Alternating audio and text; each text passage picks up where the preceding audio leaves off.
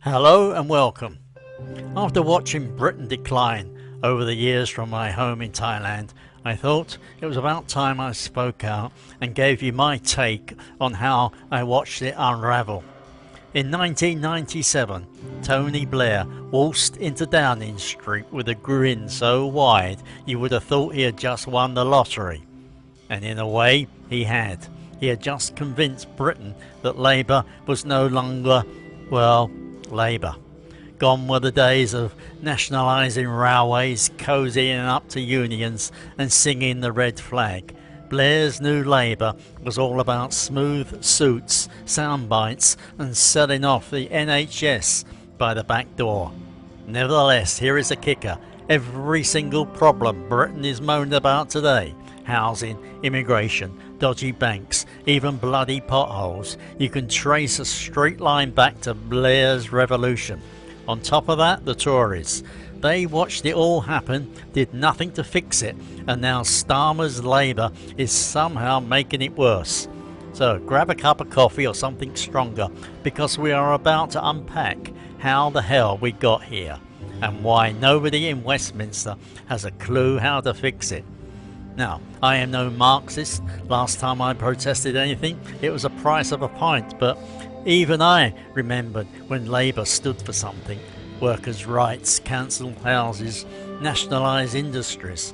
Then along comes Tony, third way Blair, ditching the cloth cap for a PR man's smile, and suddenly Labour's all about big business, PFI scams and letting bankers run wild.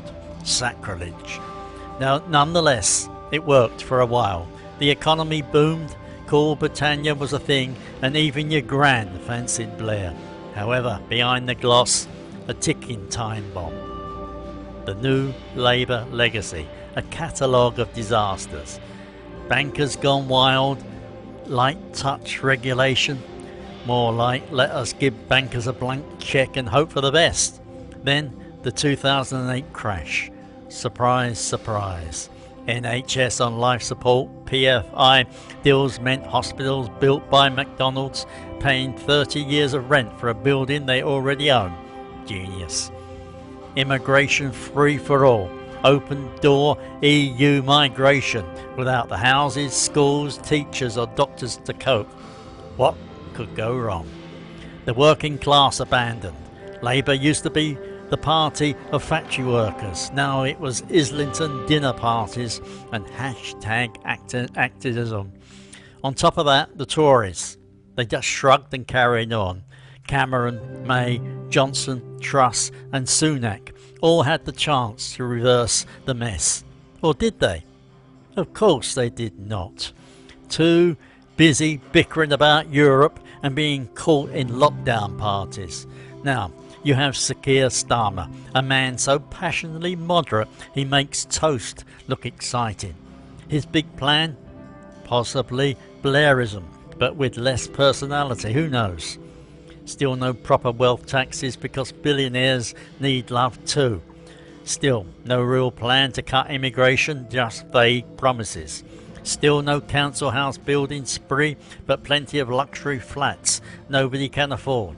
Labour is back, folks, not just your Labour.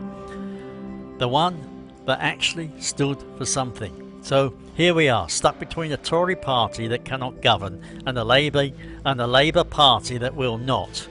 Blair's legacy. A Britain that is richer in debt, division and disillusionment. However, hey, if you have a better idea, drop it in the comments, or just pour yourself a stiff drink and join me in mourning the death of common sense. Finally, is Reform UK with Nigel Farage as PM the way forward? It might be Britain's only choice. However, they could not be worse than what you have now. The Tories failed, and today the Labour Party is, in my opinion, even worse. Now smash that like button if you're fed up with all the Westminster nonsense. Subscribe for more grumpy truths and share this with someone who still thinks politicians have the answers. So there you have it, the story of how Britain got into this mess and why nobody at the top seems keen to fix it. Nevertheless, hey, at least we still have tea, sarcasm and the occasional decent pub. Cheers and goodbye.